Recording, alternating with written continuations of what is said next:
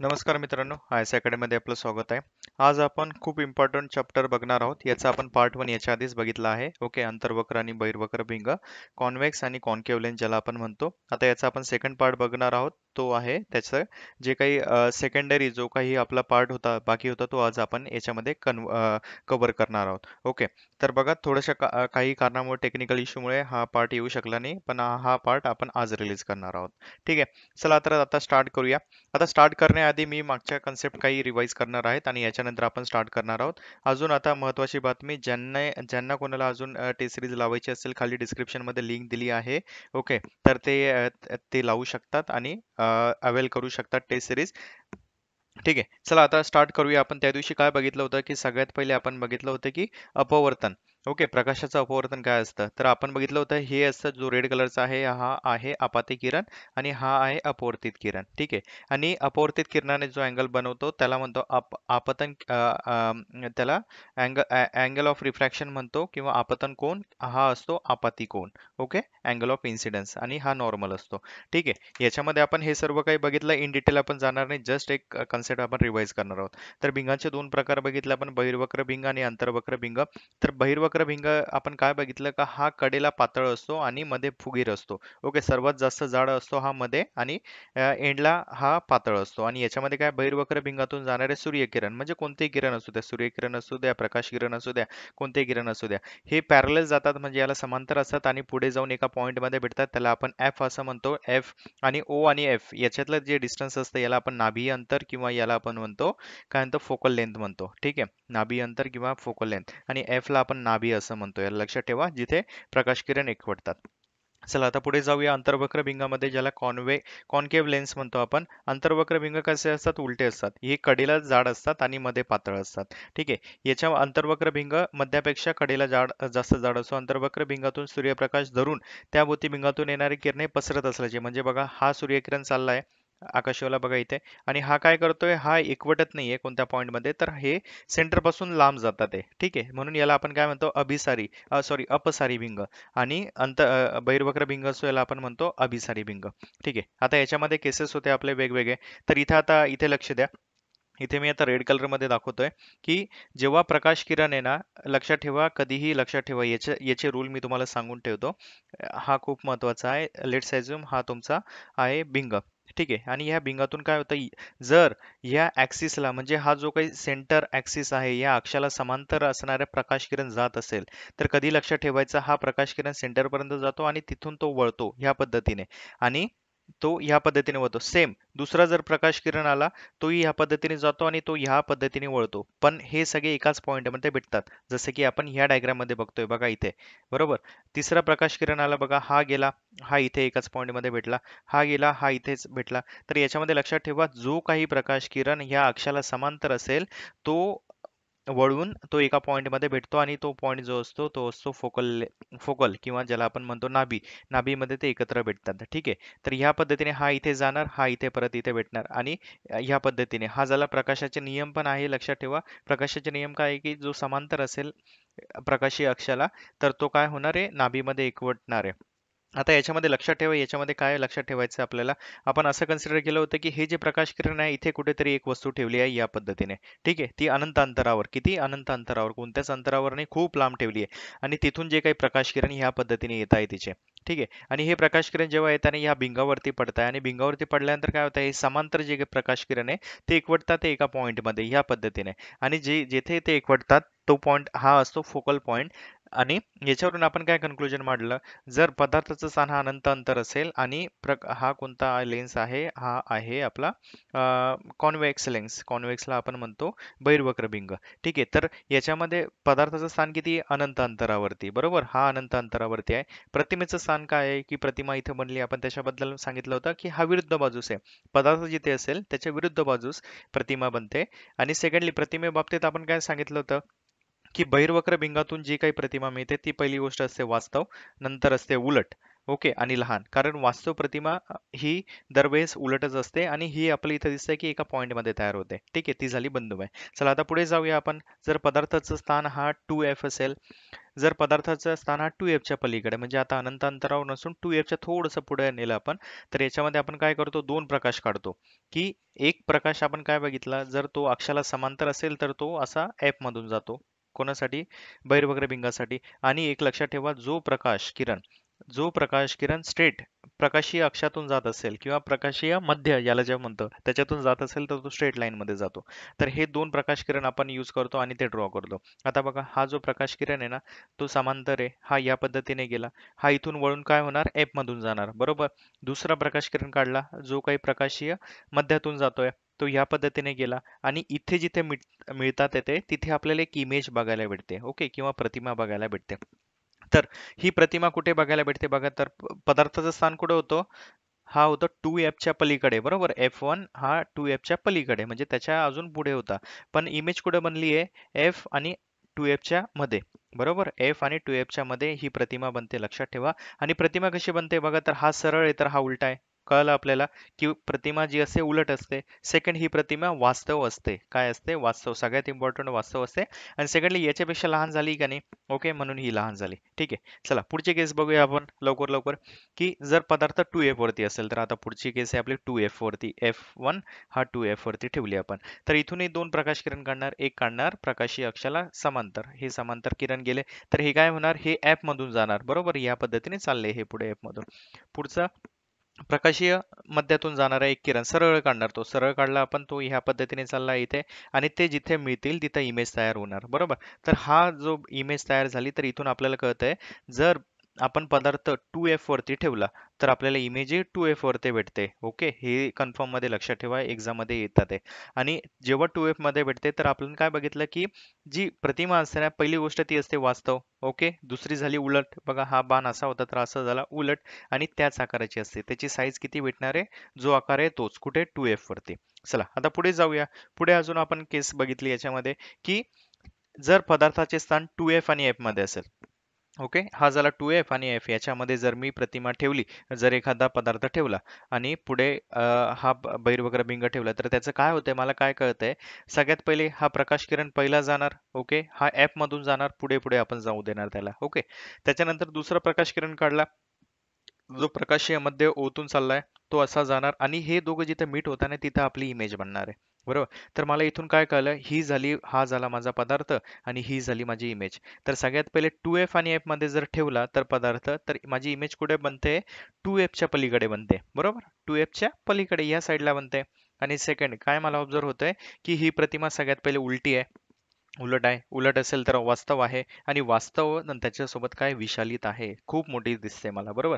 हा पदार्थ एवढा होता, एवढा होता. तुम्हाला परीक्षेमध्ये असं विचारलं जाणार की बहिर्वक्र भिंगामध्ये समजा मला जी काही प्रतिमा आहे ती मला विशालित करायची आहे, तर मी कुठे ठेवायला पाहिजे ती, तर ती 2f आणि f याच्यामध्ये ठेवायला पाहिजे, हे लक्षात ठेवा. चला आता पुढे जाऊया. जर आपण f वरती ठेवलं, फोकल लेंथ वरतीच ठेवलं, फोकल पॉईंट वरतीच ठेवलं आपण तो पदार्थ, तर इथे काय होतंय ते बघूया आता आपण, ओके. जर फोकल पॉईंट वरतीच ठेवलंय आपण एखादा पदार्थ, तर इथून काय कळतंय आपल्याला की इथून एक किरण काढला आपण, ह्या पद्धतीने हा चाललाय, बरोबर. आणि इथं अपवर्तन होऊन हा काय होणार, या पद्धतीने जाणार, हा एक रे या पद्धतीने गेला, एफ मधून गेला. दुसरं प्रकाशीय अक्षातून एक गेला, तर प्रकाशीय अक्षातून जाणारा हा सरळ स्ट्रेट लाईनीत गेला, बरोबर, या पद्धतीने. तर इथून काय कळते आपल्याला, ही लाईन आणि ही लाईन म्हणजे हे दोन्ही रे हे पॅरलल आहे दोघांना. हे जर पॅरलल असेल, हे दोघांना खूप, जर दोन पॅरलल रेषा किंवा दोन समांतर रेषा कुठे जाऊन भेटतात एकमेकांना, हे भेटतात अनंतावरती जाऊन भेटतात, बरोबर. अनंतात जाऊन भेटतात. म्हणजे याचा अर्थ काय कळतं, याच्यामध्ये आपल्याला दोन तीन गोष्टी क्लिअर होतात आहे.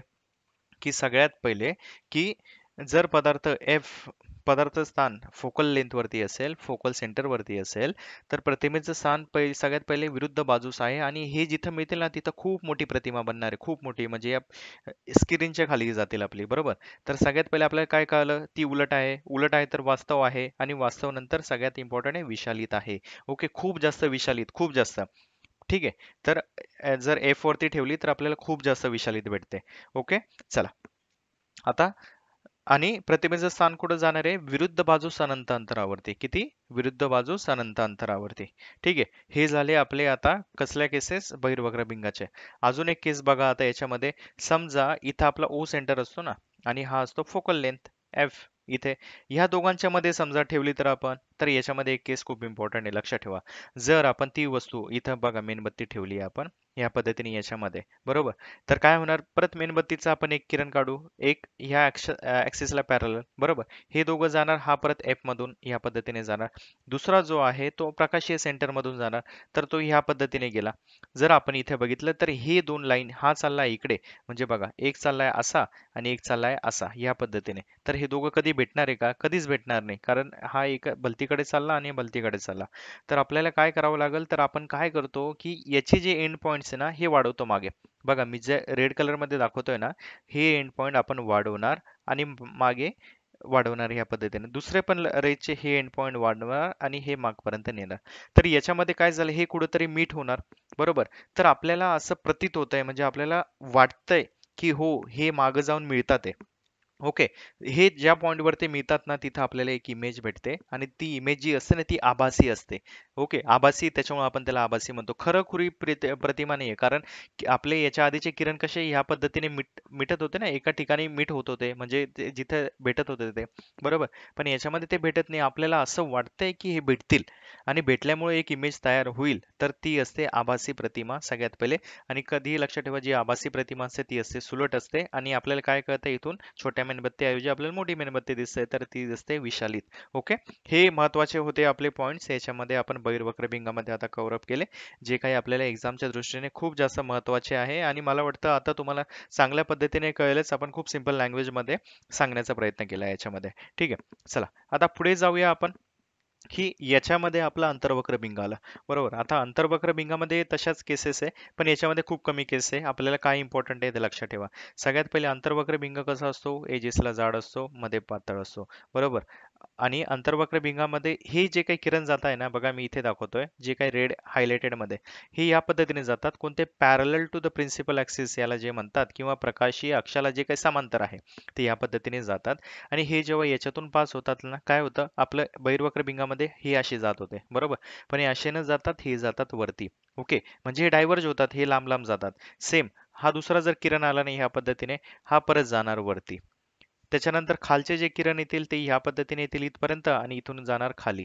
ओके. आणि हे पण किरण येतील, या पद्धतीने जाणार खाली. तर एक प्रकाशाच्या किरणाचा एक नियम लक्षात ठेवा, जेव्हा अंतर्वक्र भिंगाच्या ह्या अक्षाला पॅरलल असणारे, म्हणजे समांतर असणारे किरण येतात, ते बाहेरच्या साईडला जातात. ओके. या पद्धतीने ते बाहेर जातात, ते आत येत नाही. तर हे ह्या पद्धतीने जातात.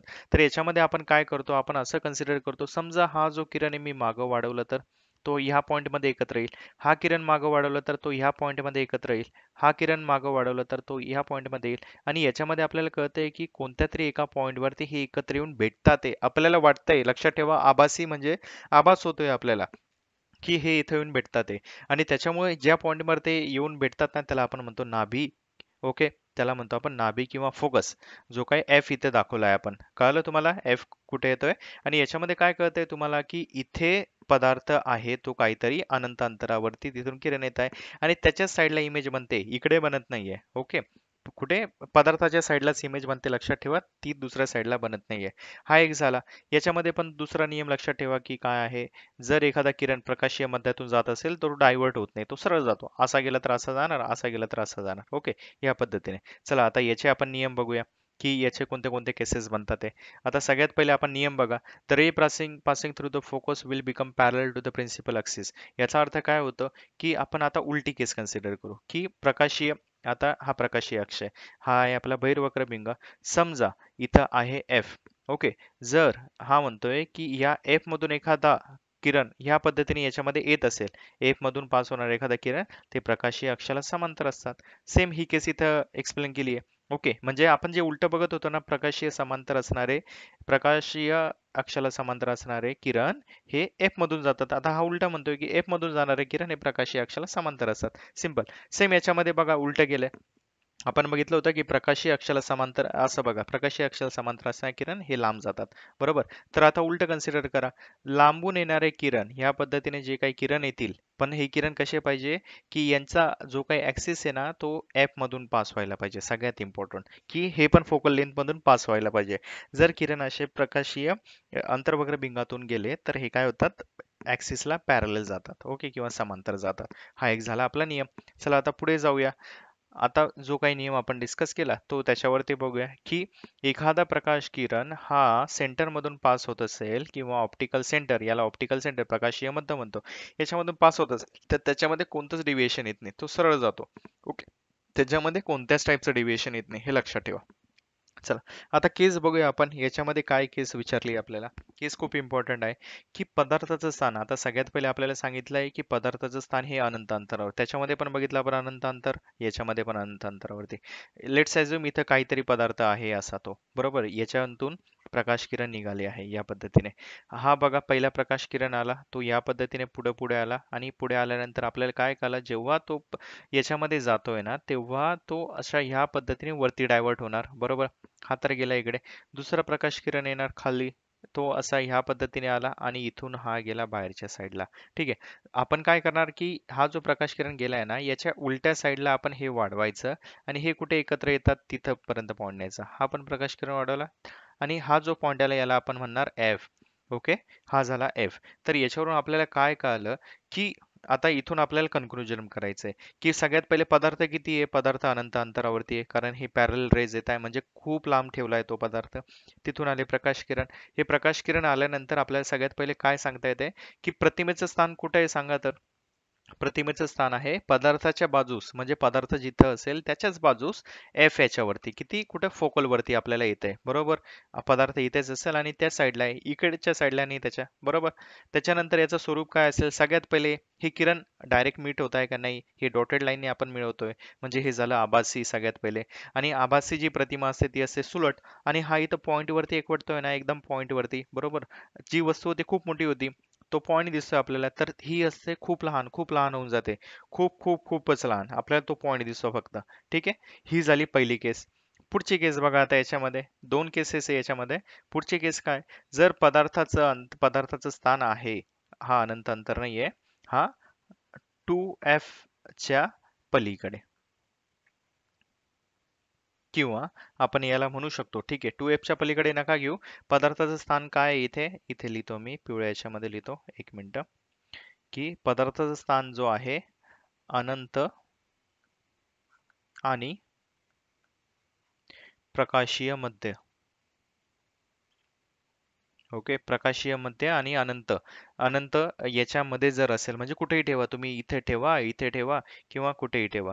तर याच्यामध्ये जर असेल तर काय असेल, काय केस असेल बघा. आता सगळ्यात पहिले आपण बघतोय की आपण ती वस्तू ठेवली 2f च्या थोड्या पलीकडे, म्हणजे अनंत अंतरावरती नाहीये नसून ती जवळच आहे कुठेतरी.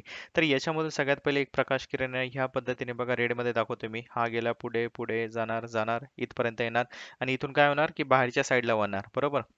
दुसरा प्रकाश किरण काढला आपण, जो प्रकाशीय मध्यातून चाललाय, हा या पद्धतीने जाणार जाणार पुढे जाणार पुढे जाणार, हा जाणार निघून जाणार इथून, बरोबर. तर आपण काय करतो की हा जो किरण आहे ना याला वाढवतो बॅक साईडला डॅश डॉटेड लाईनने. ठीक आहे, हा असा वाढवला आणि हा इकडून पास होऊन एफ मधून जाणार आहे, बरोबर. हा फोकल लेंथ मधून जातो आणि हे दोन्ही किरण जिथे मीट होत आहे ना तिथे आपल्याला एक इमेज भेटते बघा, हा बी पॉईंट आपल्याला, ए बी पॉईंट आपल्याला भेटतोय. ठीक आहे, तर याच्यावरून आपण काय कन्क्लुजन मांडू शकतो सांगा तर सगळ्यात पहिले, की प्रतिमेचं स्थान कुठे आहे. प्रतिमेचं स्थान कुठे आलंय, जर पदार्थाचं स्थान अनंत आणि प्रकाशीय मध्यामध्ये असेल तर प्रतिमेचं स्थान एफ आणि ओ मध्ये येतं. कधी लक्षात ठेवा, एफ आणि ओ मध्येच येतं, या दोघांमध्येच भेटणार आहे आपल्याला ती प्रतिमा. अजून काय याच्यामध्ये, जी प्रतिमा असेल सगळ्यात पहिले सुलट आहे, जसा ॲरो तसाच आहे, बरोबर. सेकंड, हे डॉटेड लाईननी केलं म्हणून आभासी आहे. आणि सगळ्यात दुसरी गोष्ट, ही लहान आहे. ठीक आहे, ही लहान भेटली आपल्याला, आभासी भेटली आणि सुलट भेटली. हे सगळ्यात इम्पॉर्टंट पॉईंट याच्यामध्ये आपण जे काही डिस्कस केले येते, बरोबर. आता बघा, आता याच्यामध्ये आपण एवढ्या केसेस बघितल्या जे काही इम्पॉर्टंट होते आपल्याला परीक्षेच्या दृष्टीने. आता आपण काय करू की याच्यामधले जे काही इम्पॉर्टंट टर्मिनॉलॉजी आहे किंवा ज्याला आपण म्हणतो की जे काही आपल्याला प्रश्न विचारले जातात ते एक्झाम मध्ये, ते कसे सॉल्व्ह करायचे आहे ते बघूया आपण सगळ्यात पहिले. ठीक आहे, सगळ्यात पहिले फॉर्म्युला आता तुम्ही बघा की फॉर्म्युले कोणते कोणते आहे आणि आपल्याला कशा पद्धतीने सॉल्व्ह करायचं आहे. ओके, आपण एक फॉर्म्युला तुम्ही बघितलं असेल, F is equal to 1/p, किंवा याला आपण लिहितो P is equal to 1/f, बरोबर. हा जो असतो पी म्हणजे असतो पॉवर, ज्याला आपण पॉवर असं म्हणतो. ठीक आहे, आणि एफ जो असतो फोकल लेंथ, जी काही एफ एफ आपण दाखवत होतो ना ती असते नाभिय अंतर किंवा फोकल लेंथ. तर आपल्याला मोस्टली क्वेश्चन याच्यावरती विचारले जातात. अजून एक फॉर्म्युला असतो तो लक्षात ठेवा याच्यामध्ये, की वन अपॉन एफ हे पॉटच करून ठेवा तुम्ही, is equal to one upon V minus one upon U. आता व्ही काय असतं, यू काय असतं ते आपण बघूया, आपण त्याच्यामध्ये आपल्याला चांगल्या पद्धतीने कळेल. ठीक आहे. आता बघा, हा एक फॉर्म्युला लिहून ठेवा तुम्ही. आता सगळ्यात इम्पॉर्टंट बघा, तुम्ही जर हा व्हिडिओ बघत असाल तर एक वही आणि नोटबुक, आपली नोटबुक घ्या किंवा काही पेजेस घ्या किंवा पेन घ्या. ओके. आणि हे जे काही न्यूमेरिकल्स असताना जे काही आपण फॉर्म्युले सांगतो ते लिहून ठेवा. तुम्हाला एक्झामसाठी खूप जास्त इम्पॉर्टंट आहे. ओके. तर बघा, आता मी हे काही एक्सप्लेन केलं. अजून याच्यामध्ये तुम्हाला सांगतो, जी काही एफ असतं ना, एफ ची व्हॅल्यू, ओके, ही जर बहिर्वक्र असेल, बहिर वक्रभिंग असेल, बहिर्वक्रभिंगासाठी कधी लक्षात ठेवा, ही व्हॅल्यू असते प्लस एफ लिहितो आपण. जी काही फोकल लेंथ असते किंवा नाभीय अंतर असतं हे पॉझिटिव्ह मध्ये असतं. काय असतं? पॉझिटिव्ह मध्ये असतं. आणि अंतर्वक्रभिंग जे असतं ना, अंतर्वक्रभिंगामध्ये हे नेहमी निगेटिव्ह असतं. निगेटिव्ह असतं. कोणतं? एफचं डिस्टन्स हे मायनस एफ म्हणून घेतो आपण. का? तर तुम्ही इथं बघा, आता मी तुम्हाला सांगतो. ही आपली कोऑर्डिनेट सिस्टीम झाली. ओके. कोऑर्डिनेट सिस्टीम मध्ये तुम्ही ह्या ज्या संख्या इथे काय लिहितात, -1, -2, -3, बरोबर, हे लक्षात आलं असेल तुम्हाला. इथे लिहितो 1 2 3. आता मला सांगा, इमेज कुठे बनते, तुमचा एफ कुठे बनतोय, फोकल. ओके. हा मायनस म्हणजे इथून तुम्ही जर केलं तर हे मायनस साईन येतात इकडे, बरोबर, म्हणून हे मायनस मध्ये, हे प्लस मध्ये. पण तुमची इमेज फॉर्म होते ती पण मायनस मध्ये, आणि तुमचं जे काही फोकल आहे तो पण मायनस मध्ये. तर त्याच्यामुळे आपण नेहमी लक्षात ठेवा, याचा जो काही ऍप जो असतो तो नेहमी निगेटिव्ह मध्ये असतो, तो कधीच पॉझिटिव्ह मध्ये नसतो. अजून आता याच्यामध्ये बघा, याच्यामध्ये आपण अजून काय बघणार आहोत, आता एक एक न्यूमेरिकल घेऊन बघूया आपण, जेणेकरून तुम्हाला तो चांगल्या पद्धतीने समजेल की कसं करायचं आहे आपल्याला. ओके. आता बघा, याच्यामध्ये मी तुम्हाला एक दोन न्यूमेरिकल घेऊन दाखवतो, जेणेकरून आपल्याला चांगलं कळेल की कोणत्या पद्धतीने आपल्याला कळायचं आहे. ओके. आपल्याला विचारलंय की नाभीय अंतर किती, किती जर भिंगाची पॉवर ही, भिंगाची पॉवर आपल्याला किती दिली आहे, जर नाभी अंतर किती -2d असं दिलंय, पॉवर -2d असेल, तर सगळ्यात पहिले आपल्याला फॉर्म्युला लक्षात आला पाहिजे. एफ इज इक्वल टू काय लिहितो, 1/d लिहितो आपण, बरोबर. आणि हे लक्षात ठेवा, डी हा असतो डायोप्टर. ओके. आणि डायोप्टरचा हा जो काही युनिट असतो ना, कधी लक्षात ठेवा, मीटर असतो. काय असतो? मीटर असतो. फोकल लेंथ तुमची सेंटीमीटर मध्ये असू शकते, पण डायोप्टरचा फॉर्म्युला नेहमी मीटर मध्ये असतो. तर आपल्याला इथून काय कळतंय की सगळ्यात पहिले नाभी अंतर विचारलं, आणि त्याच्यानंतर विचारलं की काय विचारलं, की फोकल लेंथ किती, डायोप्टर वरून फोकल लेंथ किती आपल्याला विचारलंय. ठीक आहे. तर हा सॉल्व्ह करताना सगळ्यात पहिले एक बघायचं, मायनस मध्ये दिलंय ना, की मायनस मध्ये मी तुम्हाला काय सांगितलं, कोणत्या भिंगाची पॉवर ही मायनस मध्ये असते, तर कोणत्या, ती असते कॉन्केव. कॉन्केवला आपण काय म्हणतो, अंतर्वक्रभिंग. ओके. अंतर्वक्रभिंग. आता हे माहितीच झालं पाहिजे तुम्हाला, जर मायनस आलं ना, आपल्याला कधी कधी विचारतात की एका भिंगाची जी काही पॉवर आहे ना ती -2d आहे, तर तो भिंग कोणता, अंतर्वक्रभिंग. जर प्लस मध्ये असेल तर तो बहिर्वक्रभिंग. ओके. हे सिंपल तुम्हाला माहिती पाहिजे. आता आता आपण काय करूया, F is equal to 1/d लिहितो आपण, बरोबर. तर आपल्याला इथं दिलंय -2d दिलंय, बरोबर. तर आपण इथं काय लिहिणार, d ची व्हॅल्यू पुट करा इथं, -2d, किंवा याला आपण लिहितो d is equal to -2. Okay. जर आता मी इथं 2d चं इथं -2 लिहितोय, बरोबर. आता -2 लिहिल्यानंतर हा -1/2 असंही लिहू शकतो आपण. तर इथं माझा आन्सर काय होणार, -0.5. ठीक आहे. हा -0.5 माझा आला, पण हा आला मीटर मध्ये. काय सांगितलं मी तुम्हाला, की डायोप्टरचं युनिट असतं मीटर. तर एफ इज इक्वल टू माझं मी काय लिहू शकतो, -0.5 मीटर. पण कधी एक्झाम मध्ये लक्षात ठेवा की मुलांनी सांगितलं होतं की याचे ऑप्शन कसे येतात तुम्हाला, की 50 सेंटीमीटर, 0.5 सेंटीमीटर, -0.5 सेंटीमीटर, किंवा -50 सेंटीमीटर. आता मला सांगा याचा ऑप्शन काय येणार, तर तुम्ही डायरेक्टली इथं बघून 0.5 येत आहे, ओके, याला देऊन टाका मायनस. तर असं नाहीये की -50 सेंटीमीटर, कारण हा मीटर मध्ये तर सेंटीमीटर मध्ये कन्वर्ट करणं खूप इम्पॉर्टंट आहे. ओके. सेंटीमीटर मध्ये कन्वर्ट करायला काय करावं लागतं आपल्याला, इंटू 100 करायचं मीटरला सेंटीमीटर मध्ये करताना. तर हा येणार -50 सेंटीमीटर. या पद्धतीने तुम्ही याचा आन्सर लिहू शकतात. ओके. हे लक्षात ठेवा. चला आता पुढे जाऊया, पुढचा अजून एक दोन एक्झाम्पल बघूया. आपल्याला विचारलं आहे की आपल्या कधी कधी काय होतं बघा, तुम्हाला डायरेक्ट एक्झाम मध्ये एक्झाम्पल दिले जातात आणि आपल्याला डायरेक्टली आन्सर विचारतात. आता याच्यामध्ये आपल्याला दिलं आहे की दोन गोलीय भिंग आहे. आपल्याला नाव नाही दिलं अंतर्वक्र आहे की बहिर्वक्र आहे. ओके. आणि त्यांची पॉवर आहे 3D आणि -2D. ठीक आहे. तर आपल्याला विचारलं की त्याचे नाभीय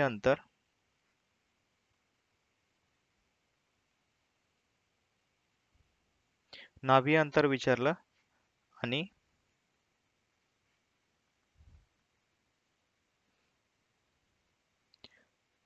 दोघांची मिळून पॉवर किती.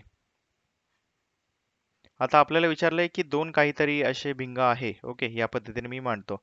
हे आपल्याला सिरीज मध्ये लावले त्यांनी, म्हणजे आजूबाजूला ठेवले आणि एकाची पॉवर आपल्याला दिली आहे 3D आणि एकाची पॉवर दिली आहे -2D. तर याच्यावरून सगळ्यात पहिले तुम्ही इथून काय कन्क्लुजन काढू शकता, 3D हा दिलाय हा बहिर्वक्र आहे.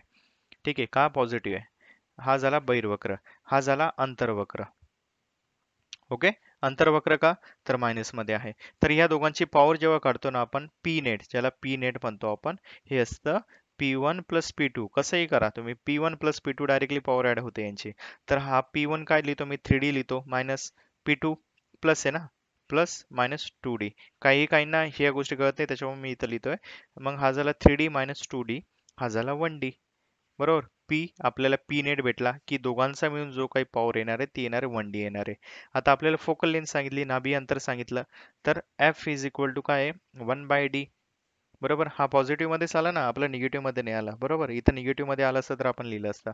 आता इथून काय लिहितोय आपण, 1/1 इज इक्वल टू 1 काय मीटर. एफ लक्षात ठेवा, कारण डी हा मीटर मध्ये आहे. तर एफ ला काय लिहिणार आपण, 100 सेंटीमीटर. आणि मग आपण काय लिहिणार, याची दोघांची मिळून पॉवर किती आली, ही झाली 1D प्लस 1D. बरोबर. आणि जो काही फोकल लेंथ आली ही 100 सेंटीमीटर आली आहे. ओके, या पद्धतीने आपला आन्सर होणार आहे. बघा, खूप सिंपल प्रश्न आहे, आपण फक्त आता ते सॉल्व्ह करून घेऊया. जर याच्यामध्ये तुम्हाला काही प्रॉब्लेम वाटत असेल ना, तर मला तुम्ही कमेंटमध्ये विचारा, मी तुम्हाला आन्सर देईलच त्याचे. ठीक आहे. आता चला पुढचा प्रश्न घेऊया आपण. पुढच्या प्रश्नामध्ये जे काय विचारलंय तो प्रश्न बघूया आपण, की कशा पद्धतीने आपल्याला प्रश्न अजून वेगवेगळ्या टाईपचे प्रश्न विचारले जातात. की एक आपल्याला गोलीय आरसा सांगितलाय. ओके, इथे सांगितलंय की एक आहे गोलीय आरसा. आरसा आणि दोन गोलीय आरसे त्यांनी सांगितलंय इथे. ओके, सॉरी, गोलीय आरसा आणि भिंग आपल्याला सांगितलंय. प्रत्येकाची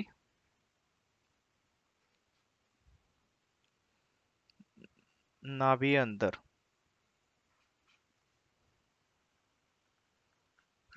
अंतर हे 15 सेंटीमीटर आहे. ठीक आहे. तर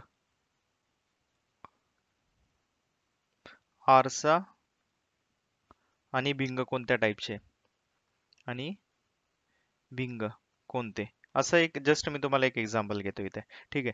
आता बघा, इथं गोली आरसा आणि भिंग, आरसा असू द्या किंवा भिंग असू द्या, आता आपण भिंगावरती चर्चा करतोय, पण लक्षात ठेवा गोली आरशामध्ये पण लक्षात ठेवा, जर एफ हा पॉझिटिव्ह असेल तर हा असतो तुमचा बहिर्वक्र.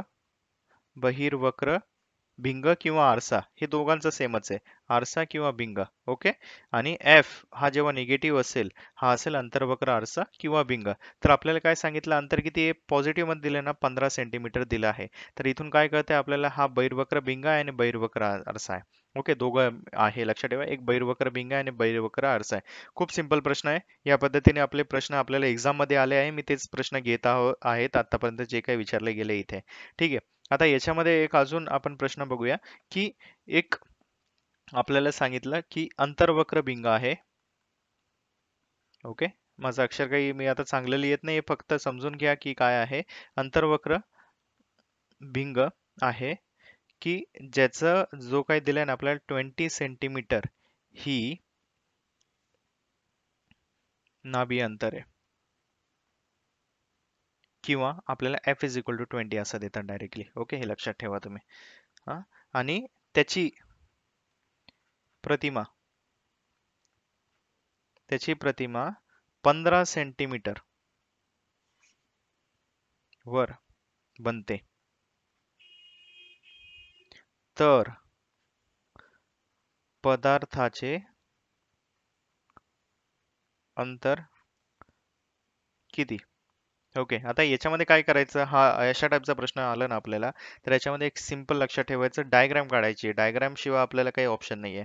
ठीक आहे, तर आता मी सगळ्यात पहिले अंतर्वक्र बिंग असं या पद्धतीने काढायचं. ओके, रफ डायग्राम काढायची जेणेकरून आपल्याला क्लिअरिटी येईल. अंतर्वक्र बिंग आहे 20 सेंटीमीटर नाभी अंतर आहे, तर आपल्याला कळलं एक नाभी इथं असते, एक इथे असते, बरोबर, दोन्ही साईडला असते. आणि F is equal to 20 centimetre आपलं त्याची प्रतिमा 15 सेंटीमीटर वरती बनते. आपल्याला त्यांनी हे पण सांगितलंय की एक काहीतरी प्रतिमा त्याची बनते इथे. ओके, म्हणजे तो ऑब्जेक्ट असेल इथे कुठंतरी, आणि याच्यापासून जे काही रेज जात आहे आपल्याला रेज दाखवायची गरज नाही. ओके, ते ह्या पद्धतीने बनतात ते. ओके, आणि इमेज बनते इथे, आणि इथून हा काही असा जात असेल आणि हा इथे भेटत असेल, तर हे बनते इथे इमेज. तर पदार्थाचे अंतर तर आपल्याला हे विचारलंय. कधी लक्षात ठेवा, जेव्हा आपल्याला आता हा इथं जो फॉर्म्युला वापरायचा 1/f is equal to 1/v minus 1/u. Okay, आता मी तुम्हाला सांगतो u म्हणजे काय असतं. u लक्षात ठेवा, u असतं पदार्थाचं डिस्टन्स, पदार्थाचे अंतर. कधी लक्षात ठेवा काय, u असतं पदार्थाचे अंतर, आणि v जे असतं ना ते असतं प्रतिमेचे अंतर. प्रतिमेचे अंतर हे लक्षात ठेवा. ओके, यू असतं पदार्थाचं आणि व्ही असतं प्रतिमेचं. आता याच्यामध्ये अजून एक तुम्हाला सांगतो की जर एखादा, आता बघा इथे हा आहे. ओके, जर जो काही पदार्थ तो इकडे असेल, ठीक आहे, कोणत्या साईडला, डाव्या साईडला असेल, लक्षात ठेवा डाव्या साईडला जर पदार्थ असेल, तर त्याच्यामध्ये आपण काय कन्सिडर करतो की जो काही यू असेल ना तो आपला तो असेल निगेटिव्ह. काय, जो यू असेल निगेटिव्ह. जर पदार्थ ह्या साईडला असेल, पॉझिटिव्ह साईडला असेल, इकडे ठेवला असेल, तर त्याला आपण कन्सिडर करतो पॉझिटिव्ह. ठीक आहे, उजव्या साईडला पॉझिटिव्ह, डाव्या साईडला निगेटिव्ह, सिंपल लक्षात ठेवा. सेम, जर इमेज तुमची डाव्या साईडला फॉर्म होत असेल, म्हणजे डाव्या साईडला जर इमेज फॉर्म होत असेल, तर व्ही असेल निगेटिव्ह. काय, व्ही असेल निगेटिव्ह. जर इमेज तुमची उजव्या साईडला फॉर्म होत असेल, तर व्ही असेल पॉझिटिव्ह. ओके, सिंपल, एक एकदम सिंपल कन्व्हेन्शन सांगितलं मी तुम्हाला. जर कोणती गोष्ट डाव्या साईडला असेल निगेटिव्ह, उजव्या साईडला असेल पॉझिटिव्ह. आता याच्यामध्ये जास्त कन्फ्युजन करत बसायचं नाही, एकदम सिंपल मध्ये आपण हा क्वेश्चन सॉल्व्ह करूया इथे. ठीक आहे, आता मी इथे सगळ्यात पहिले अरे ठीक आहे, चला. आता मी काय करतो, इथे डायरेक्टली लिहायला स्टार्ट करतो. आता आपण काय कुठपर्यंत होतो, की आता आपल्याला इथे कळलंय. ठीक आहे, मी इथे ड्रॉ करून घेतो एकदा. एक पदार्थ इथे, इमेज इथे बनते, बरोबर. तर आपण फॉर्म्युला लिहिला होता 1/f is equal to 1/v minus 1/u, right. तर आता आपल्याला इथं काय प्रश्नामध्ये काय सांगितलं होतं की कॉन्केव्ह लेन्स सांगितली होती. कॉन्केव्ह लेन्सचा अर्थ होता अंतर्वक्र भिंग. अंतर्वक्र भिंगामध्ये आपल्याला माहिती पदार्थही डाव्या साईडला असतो आणि त्याची इमेजही त्या साईडला बनते, म्हणजे डाव्या साईडला बनते, बरोबर. हे तर फिक्स झालं आपलं. तर याच्यानंतर आपल्याला काय सांगितलं होतं त्यांनी, एफ दिलेला होता. एफ किती दिलेला होता, की 20 सेंटीमीटर दिलेला होता, बरोबर. हा 20 सेंटीमीटर दिला म्हणजे एफ काय होणार मला सांगा, अंतर्वक्र भिंगाबाबतीत हे होणार -20, बरोबर. आपल्याला एफ जो दिलेला होता मागचा प्रश्न बघा, आता मी परत लिहिणार नाही त्याच्यावरती, हा जाणार -20, बरोबर. आता आपल्याला काय सांगितलं होतं की जी काही इमेज फॉर्म होते, इमेजचा अर्थ काय बघितला होता, व्ही, म्हणजे प्रतिमा. प्रतिमेचे जे काही डिस्टन्स असते आपण व्ही मध्ये दाखवतो, ती 15 सेंटीमीटर लेन्स पासून बनते. आपल्याला माहिती आहे त्याची जी काही अंतर्वक्र भिंग असतं त्याची प्रतिमा तिकडेच बनते जिकडे ऑब्जेक्ट असतं. ओके, आणि ही असतं डाव्या साईडला. आता डाव्या साईडला बनल्यानंतर प्रतिमा ही डाव्या साईडला, प्रतिमा डाव्या साईडला म्हटल्यानंतर तिचं साईन काय येणार, मायनस येणार. का बरं, डावी साईड कधी लक्षात ठेवा निगेटिव्ह मध्ये असते. व्ही होणार -15 सेंटीमीटर. आपल्याला विचारलं यू, पदार्थाचं डिस्टन्स विचारलं, डायरेक्ट पुट करा व्हॅल्यू इथं, की 1/f म्हणजे 1/-20 इज इक्वल टू 1/v म्हणजे 1/-15 मायनस 1/u. आता हे किती होणार, -1/20 is equal to -1/15 minus 1/u. आता 1/u इकडे घेऊन टाकू आपण, तो पॉझिटिव्ह होणार. 1/u इज इक्वल टू 1/20 तिकडे गेल्यानंतर पॉझिटिव्ह होणार, एक 1/20 मायनस मायनस हा 1/15 तसाच, बरोबर. आता मी इथे सरळ लिहितो इथं, 1/u is equal to 1/20 minus 1/15. बरोबर. आता मी काय करणार, तिरकस गुणाकार करा, 15 एक 15 बरोबर, 20 एक मायनस मायनस साईन तसंच, 20 एक 20 खाली येणार 20 गुणिले 15. ओके, हे असं सिम्प्लिफिकेशन करतो आपण. वरती उरणार -5 बरोबर, 15तून 20 गेले म्हणजे -5. 20 20 गुणिले 15, 15 दुने 30, हे झाले 300. म्हणजे 5 एक 5, 5 सक 30 म्हणजे आले 60. म्हणजे 1/u इज इक्वल टू काय, 1/60 बरोबर. u इज इक्वल टू काय होणार मग, उलट करा त्याला, -60. तर पदार्थाचं डिस्टन्स काय कळलं आपल्याला, -60 सेंटीमीटर. म्हणजे वजा म्हणजे डाव्या साईडला, म्हणजे आपल्याला कळलं की याचं जे काही डिस्टन्स आलंय ना ते 60 सेंटीमीटर आलंय त्याच्या सेंटर पासून. ओके, बघा, या पद्धतीने प्रश्न आहे आपल्याला जे काही एक्झाम मध्ये विचारले जातात ते, जे आपण आता सॉल्व्ह करायचा प्रयत्न केला याच्यामध्ये. ओके, ठीक आहे मित्रांनो. आता अजून एक प्रश्न बघूया आपण. जे काही ज्यांची काही एक्झाम उद्या परवा आहे त्यांनी चांगल्या पद्धतीने हे प्रश्न करा, बघा तुम्हाला 100% चांगले मार्क्स येतील याच्यामध्ये. ओके, चला आता पुढचा प्रश्न बघूया आपण. याच्यामध्ये आपल्याला विचारलंय, जर फोकल लेंथ, जर आपल्याला नाभीय अंतर दिलंय याच्यामध्ये, की नाभीय अंतर जे काही असणार आहे ते आहे 20 सेंटीमीटर. ठीक आहे, तर आपल्याला विचारलं नाभीय अंतर 20 सेंटीमीटर आहे, तर पॉवर विचारली, पॉवर किती असेल, आणि आपल्याला दिले की अंतर्वक्र भिंग आहे. ओके, अंतर्वक्र भिंग आहे, तर आपल्याला काय माहिती, F is equal to 1/p किंवा P is equal to 1/f. हे वर खाली होतं फक्त. ठीक आहे, तर आपण P लिहिणार, आणि 1/f कधी लक्षात ठेवा, P ची जेव्हा व्हॅल्यू काढतो ना तेव्हा हे जे डिस्टन्स असतं हे 1/20 न लिहिता तुम्हाला लिहायला लागेल मीटरमध्ये. 20 सेंटीमीटर म्हणजे किती, 0.2 मीटर. आता हे कसं केलं मी, 20 भागिले 100 याला भागिले करावं लागतं, तर 0.2 मीटर होतात. तर तुम्हाला इथं 1/20 न लिहिता, तुम्ही जर 1/20 लिहिलं तरी आन्सर तिथं असेल, तुम्ही चुकाल. ओके, इथं लिहायचं 1/0.2. आता हा 0.2 कसं लिहितो आपण, हा पॉईंट हा वरती जाऊ द्या, 10/2, तर हे येणार 5, आणि हे त्या पॉझिटिव्ह मध्ये, बरोबर, पॉझिटिव्ह मध्ये येत आहे, पण हा अंतर्वक्र भिंग आहे ना, तर याचा अर्थ काय, निगेटिव्ह मध्ये, -5d. बरोबर, -5d, कारण फोकल लेंथ असते ती निगेटिव्ह मध्ये असते, ते सर्व काही निगेटिव्ह. आणि आपल्याला ऑप्शन मध्ये बघा, तुम्हाला 5d पण असेल, -5 + 5d पण असेल, कारण हा प्लस मायनस मध्ये चालतो. तर लक्षात ठेवा, ही या पद्धतीने क्वेश्चन आपल्याला सॉल्व्ह करायचे आहे. ठीक आहे मित्रांनो, बघा, आता या पद्धतीने आपण खूप सारेच न्यूमेरिकल्स बघितले, आणि जो काही इम्पॉर्टंट टॉपिक होता, जो काही तुमच्या परीक्षेच्या दृष्टीने इम्पॉर्टंट आहे, तो आपण या पद्धतीने सॉल्व्ह केलाय. आणि मित्रांनो अजून एक, की ज्यांनी एक्झाम दिली आहे, ज्या मुलांनी टेस्ट सिरीज लावली आहे, त्यांना 24 तासानंतर लक्षात ठेवा तुमच्या मेलवरती येतो, तुमच्या मेलवरती त्याचा रिस्पॉन्स येतो. त्या रिस्पॉन्सवरती तुम्हाला क्लिक करायचं आहे. क्लिक केल्यानंतर तुम्हाला ती PDF किंवा जी काही रिस्पॉन्स शीट असेल, तुम्हाला डायरेक्टली PDF येणार नाहीये, रिस्पॉन्स शीट येणार आहे. रिस्पॉन्स शीटमध्ये तुम्ही जे काही न्यूमेरिकल सॉल्व्ह केले आहे किंवा प्रश्न सॉल्व्ह केले आहे, त्याचे तुम्हाला सगळं काही तिथं दिलं जाईल. 100च्या 100 क्वेश्चन असतात, तुम्ही त्याच्यामध्ये जाऊन चेक करू शकतात की तुम्ही ओके कोणते केले, नॉट ओके कोणते केले, किंवा इनकरेक्ट कोणते केले आहे. ओके, त्याचा अभ्यास करा. त्याचा अभ्यास केल्यानंतर थोडासा अजून डीपमध्ये अभ्यास करा जिथं तुम्ही चुकले आहेत, आणि त्याच्यानंतर पुढची टेस्ट सिरीज द्या, जेणेकरून तुम्हाला चांगले मार्क्स येतील. सध्या खूप साऱ्या मुलांनी टेस्ट सिरीज लावली आहे. ओके, आणि खूप साऱ्या मुलांचे खूप चांगले मार्क्स येत आहे. कॉंग्रॅच्युलेशन्स. जर तुमचे असेच मार्क येत राहिले, याच्यामध्ये समजा तुम्ही या टेस्ट सिरीजमध्ये चांगले मार्क्स पाडले, तर तुम्ही इझिली 60 किंवा 65 प्लस जे काही मुलं जातात आहे, त्यांना नक्कीच खूप चांगले मार्क्स भेटतील, कारण आपण त्याच पद्धतीने आपण आपली टेस्ट सिरीज आपण अपडेट केली आहे. तर बघा, ज्यांना लावायची असेल त्यांनी डिस्क्रिप्शन बॉक्समध्ये जाऊनही चेक करू शकतात, आणि याच्यामध्ये तुम्हाला काही प्रॉब्लेम असतील किंवा काही इश्यू असेल तर तुम्ही मला मेलमध्ये विचारू शकतात. ठीक आहे.